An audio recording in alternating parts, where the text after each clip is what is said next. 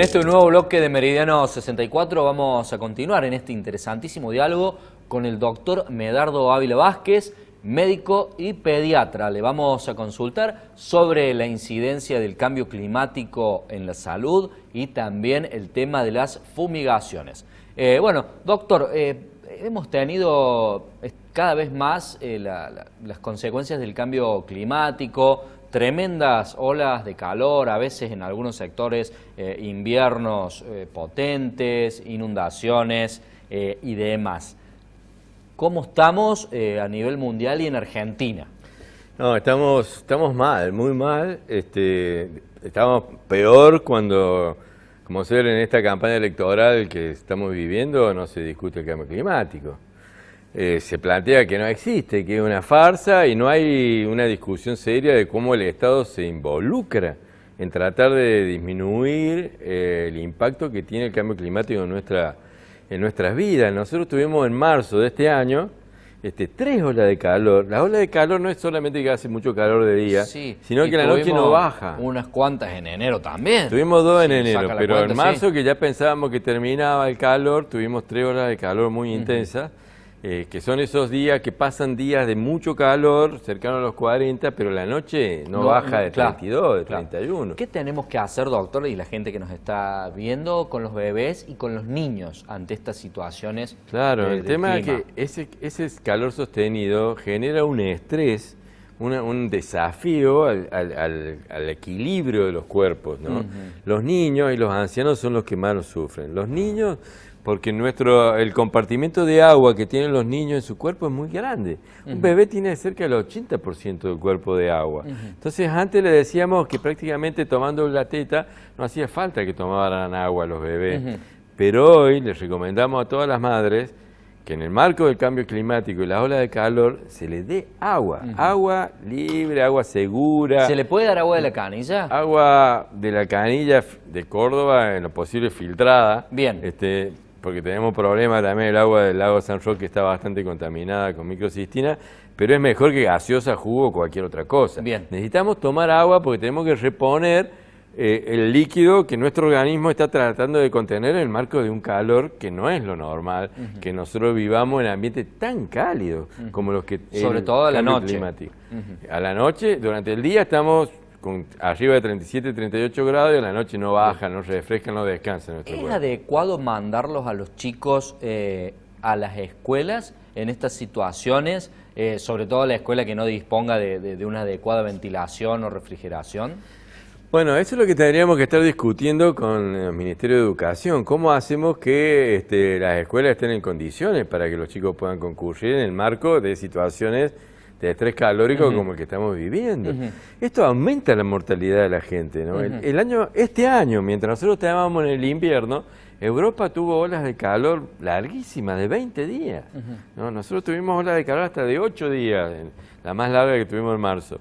Y es probable que este año nosotros también vivamos olas de calor muy prolongadas.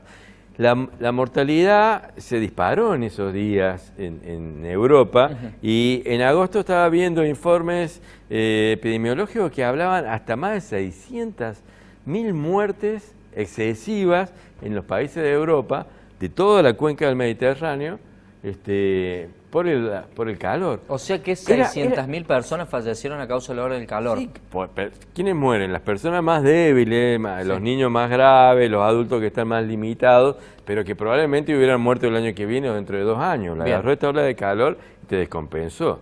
Es un exceso de mortalidad, porque nosotros sabemos cuánta gente muere en cada país, en cada provincia. Están las estadísticas. Por año y por mes.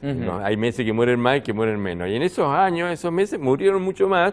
Y el exceso fue similar al del COVID. Pero el del COVID lo veíamos todos los días. Como una catástrofe. Todos los días lo íbamos viendo, pero acá no se dijo nada.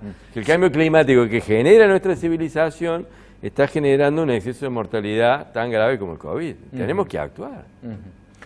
Otra cosa, doctor, que no es un tema menor, además de la contaminación del agua que usted marcaba con respecto a la situación del lago San Roque, es el tema de la fumigación, que en Córdoba es una práctica muy común. ¿Cuáles son los peligros y a qué distancia puede hacerse?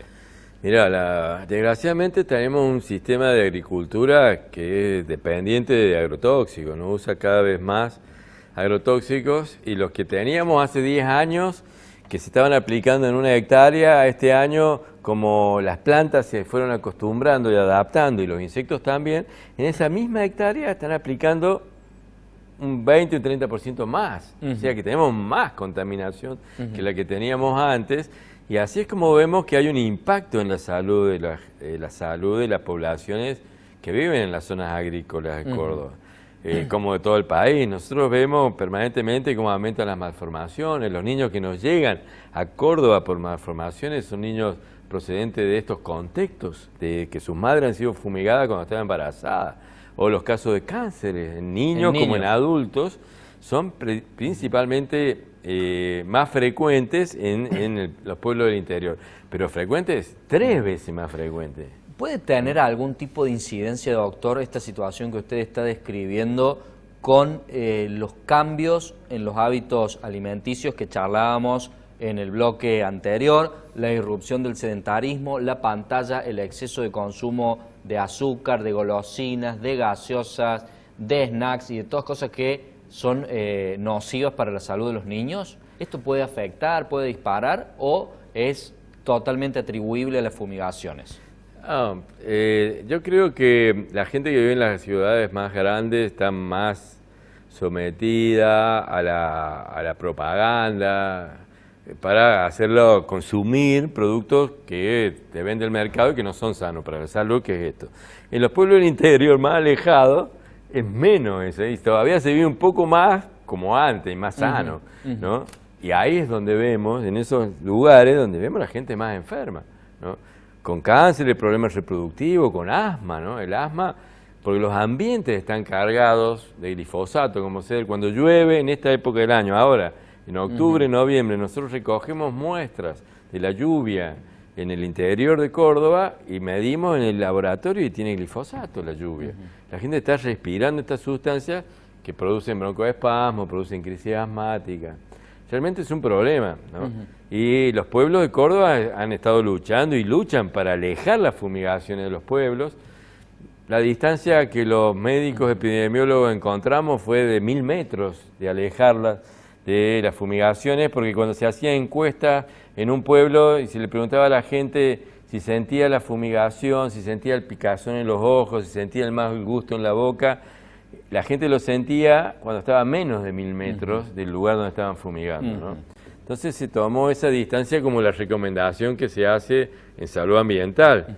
Y en Córdoba tenemos más de 100 pueblos que han sacado ordenanzas para alejar las fumigaciones y han disminuido, ha mejorado la situación sanitaria en esos lugares. Pero hay otros que todavía siguen siendo muy contaminados y cuando uno va se siente el aire realmente muy tóxico. Doctor Medardo Ávila Vázquez, no quiero dejar pasar la ocasión para consultarle que nos dé algunos consejos para la situación del calor que se viene, del sol, en los niños y en los bebés. Tenemos poco tiempo. Sí, bueno, lo principal es el agua, ¿no? O sea, usar agua, darle agua, tratar de no dar jugos ni gaseosa, porque eso genera un gasto metabólico de agua para poder metabolizar ese líquido. En cambio, el agua pura es lo que necesitamos, nuestro segundo alimento después del oxígeno, ¿no? Bien. Y después, bueno, la protección del sol, sobre todo cubrirse. Bien. Con ropa fina, bien, liviana, pero bien, cubrirse el sol, más que con químicos, más que con pantallas solares. Bien, que los niños una ropita de color blanco. Ropita, claro, sombrerito es lo mejor. Bien, esos serían los principales. Los principales. Doctor, le agradecemos por este enorme aporte que ha hecho a la comunidad aquí en nuestro programa. Ha sido un gusto recibirlo. Gracias a ustedes. Nos despedimos hasta la semana próxima, nos hemos quedado sin tiempo. Hasta entonces.